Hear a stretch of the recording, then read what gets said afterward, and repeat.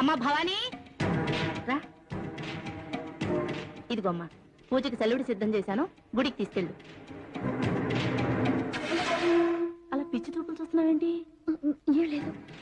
అబ్బా సలివిడి ఎంత బాగుందో, నేను కొంచెం తీసుకుంటాను. అమ్మవారికి నైవేద్యం పెట్టకుండా ప్రసాదం తీసుకోకూడదు. నేను వెళ్ళొస్తాను.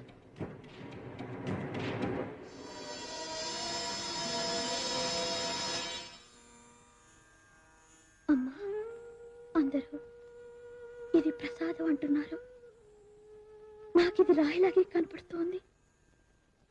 నేను చూసేదంతా తప్పంటున్నారు.